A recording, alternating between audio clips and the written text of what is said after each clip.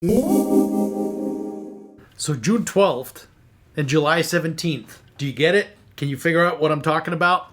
That's right, Record Store Day. What's happening, everyone? Thank you for coming to Sonic Flair. I am your lovable host, Danny K. So, Record Store Day 2021, as really any other Record Store Day in years past, has, brought amazing new releases, some of which I was able to get. And, I kind of want to show you guys, obviously, some of the records that I got, but also maybe highlight a couple of things that I think are kind of starting to get to me with these Record Store Day releases in general. And the fact that, they're obviously all limited. They're all only available on those 2 days, short of what's left over in the stock at the store. And that you're able to pick up whatever's not left. You can obviously purchase that at a later time. So it's kind of interesting, and I think it really adds to the whole, disgruntled nature that we're all feeling on from a vinyl perspective around all these reissues coming out, specifically attached to either a limited release on Record Store Day or a limited release in general, or an extremely limited release. And, just trying to figure out, I guess, does this make sense? Is, what's going on here? So without further ado, let me start off with my 2 hauls, basically, from both Record Store Days. And I'm going to start off with the amazing War box set that came out on Record Store Day, July 17th, so, a couple of, 3 weeks ago almost. And it's basically all five War records, just prior to Eric leaving the band. And, these are considered the original War records. I mean, they obviously did stuff after this.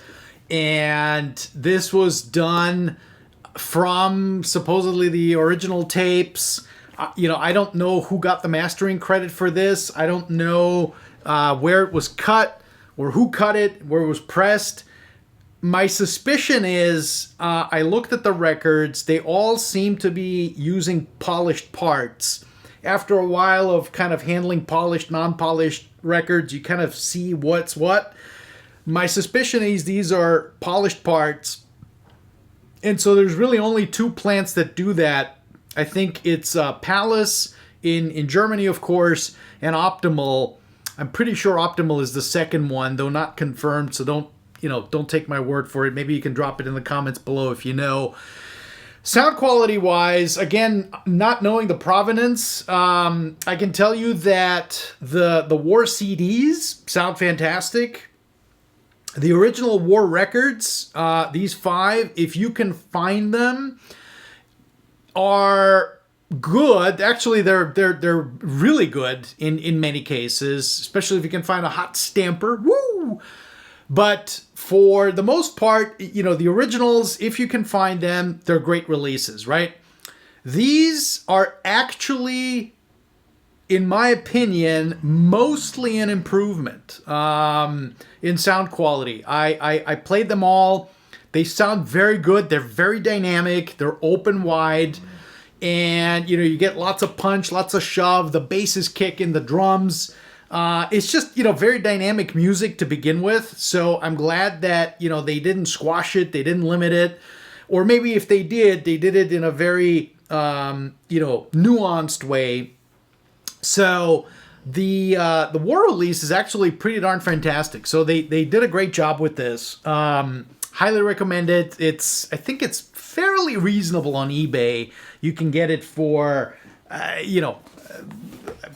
just under $200 if I'm not mistaken. So originally it was $119 for 5 records, which, not too bad. Next up, this is a great release, and I'm really glad I got this. The Barney Wilen, La Note Bleue. And this is a original reissue, beautiful box set. Instead of opening it, I'm just going to show you. And obviously, you guys can, you've seen this before. 45 RPM audio file did a wonderful unboxing of this. Comes with the original comic book, which this was, basically the soundtrack to. and which is a really nice touch. Of course, this was all done by by his label Elemental Records, done from the original 24-track tapes by the original engineer. And this came out originally in '87, so they did a really nice job. Comes with a CD of live performances that were done in Paris in '89. So you kind of get a great box set, very, very deluxe. Glad I got it. I knew it was going to be limited, and I like Barney Wilen a lot. There's a couple of Sam records out on Barney Wilen, and he obviously played with many of the greats. But fantastic box set, great sound quality too. I don't have an original. I have no idea what I'm comparing it to, but this sounds pretty darn good. Next up, I've got the 2 Steely Dan releases, which were from the first Record Store Day. So this would have been the June 12th. And it's, of course, Everything Must Go, cut by Chris Bellman. Fantastic. I have an original. This came out in 2003. And the Bellman cut is better. So, and of course, I love Bellman's work anyway. Not surprised. I don't know who cut the original. It's, been fetching crazy money on eBay, of course. So, not that this isn't fetching crazy money on eBay, but hey, go figure. And then, of course, the second album, which also came out on the first RSD drop, and 2 Against Nature, for the first time on vinyl, 2 LPs, mastered and done by the original engineer Scott Hull. He did a fantastic job with this. I have the CD, of course. What else would I have? Because it wasn't released on anything else. And so it sounds, again, I think much better than the CD, although the CD sounds really, really good. Again, you don't know what you don't know until you have something else to directly compare it to. So I think Scott Hull did a great job with this one, and it's a terrific release. I mean, like all Steely Dan recordings, really, exceptionally well recorded, great sound quality. Punchy, dynamic. You can really feel the music. It's alive. It's got, depth. It's got range. It's got, that sparkle and shine. So very nicely done. The next one up, this is a French release, Hall & Oates, Voices. Love Hall & Oates. And, great reissue, embossed cover. No idea who did it or who cut it. Sounds okay. I mean, really none of the Hall and Oates records were, reference quality audiophile releases. And I think I have an original that I got to find somewhere. In fact, I'm pretty sure I have an original. So at some point I'll compare the two. But this sounds really nice. I mean, I just kind of picked it up as a filler almost. And I'll get to that in just a bit on how I actually got all these. The next one, really the big one that I'm very excited that I got, is the Bill Evans release from, again, Elemental Records, Behind the Dykes, 3 LP, live concert recording, done by Bernie Grundman, of course. And, just fantastic. In fact, I just posted this on Instagram the other day and got a lot of great responses to it. I mean, it is a very, very good sounding recording. The performance is obviously phenomenal anyway. This is, it's right up there with the great Bill Evans records from a sound quality perspective. Played over 3 LPs. Obviously Bernie did such a phenomenal job with the tapes. The killer part is the intro, of course, which is in Swedish, in Dutch, Swedish. What am I talking about? In Dutch. So you hear, what is he talking for, like a minute and a half, the introduction and stuff. And if you open up your phone and use the live translate feature, it's kind of funny to see how it all translates. But anyway, great release, nice job from Elemental Records, and that basically sums up my haul for Record Store Day 2021. So, which kind of leads me into what I was alluding earlier in my conversation. Record Store Day in general. So, I have to say, I am not going to get up at 4 a.m., COVID or no COVID, to stand in line to hopefully get my hands on a couple of records that I want for Record Store Day. I'm not going to do it.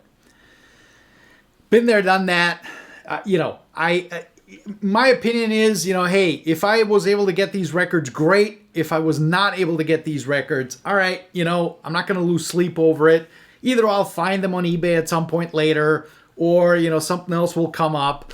But I'm not going to stand up and wait in line and, pitch a tent in front of my record store in order to get these records, right? Moreover, you never really know what they're getting as far as allocation is concerned. So in this case, I have to say, it is a huge call out and shout out to my local record store of choice, which of course I'm in SoCal, and it's Long Beach, California, and it is Fingerprints Records. The owner, Rand, we go way back. I've known Rand for, 20 years, and it was typical sort of thing. We moved to Long Beach 20 years ago, as a matter of fact.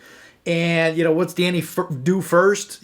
Not looking for a dry cleaner. We're not looking for the local Costco or whatever. No. Where's the closest record shop, right? So, it just goes to show you how, completely infected I am with the record bug, which is way, way worse than the COVID bug.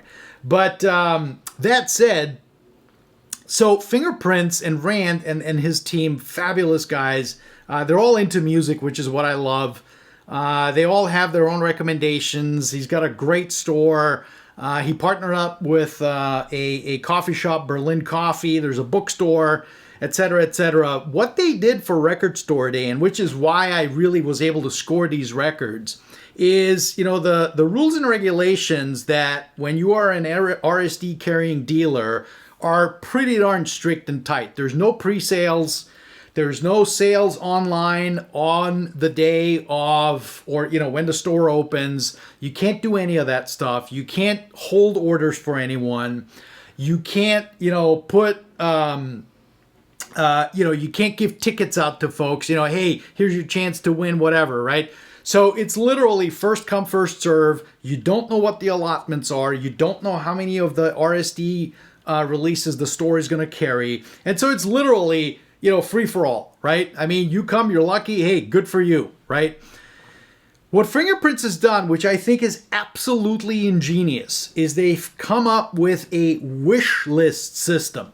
And so a couple of days, I think it was about 2 days before or 3 days before the actual day, drop day, you would submit a wish list of titles that you want to have, ideally, obviously, from the records that are going to be released that the store is going to get.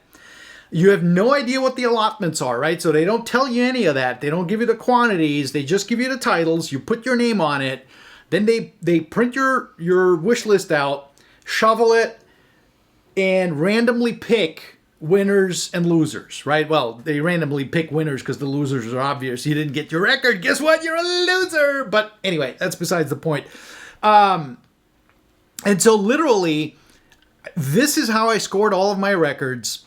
And, then they announce they announce whether you obviously what you got from your wish list. And of course, by no means does it mean that, if you put 20 things in your wish list that you're going to get all 20 titles, right? It doesn't work that way, right? And so it literally comes down to, hey, what are you going to get for Christmas? What's Santa going to bring you? Which I thought is pretty darn cool. I've not heard or seen any other store do this. I think it's a great way of setting expectations, of, giving you the ability within the, realms of chance, right? I mean, we're not going to Las Vegas. We're not in the casino. We're not playing red or black. Of being able to give you what you want, hopefully, out of the list that you're going to supply them, right?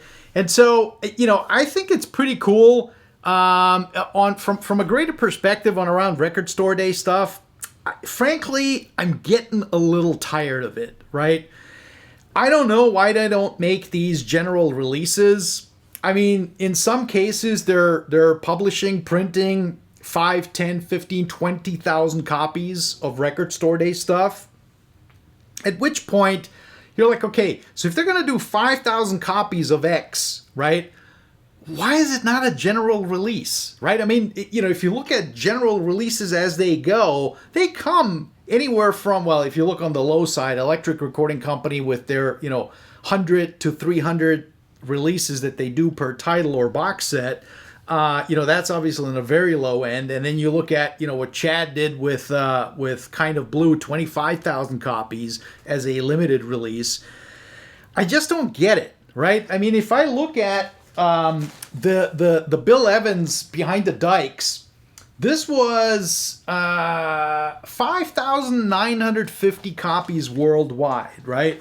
I mean, I'm sure that there are record stores out today that still have this title available, right? Because it just wasn't picked up, right? So to limit it artificially by announcing it specific to record store day, I don't know. Same thing with the Steely Dan. I think they printed 10,000 records globally, worldwide. Why not make it a general release? I know that Crosby, Stills, and Nash, called Alternates or Alternatives that came out. That was done in an allotment of 20,000 copies. So again, very much on the high end side of things. So, I don't know. Curious to hear your thoughts on the discussion around these limited releases. I can pretty much guess what you guys are thinking. But, drop a comment below. Always love the participation. Always love hearing about stuff. And again, to me, in my opinion, this record store day stuff is kind of getting a little out of hand. And I think it's artificially driving prices up for really no reason when there is plenty of availability of records to go around. So, I don't know. I don't know how I feel about it. I'm kind of on the cliff as far as RSD. And, I don't know if there's going to be another one this year. Last year we had 3. Then again, that was, the prime COVID year, so I don't know if they're going to throw in a third one this year. I haven't heard anything, but good stuff. Thanks for tuning in, and we will see you on the flip side. Cheers, guys.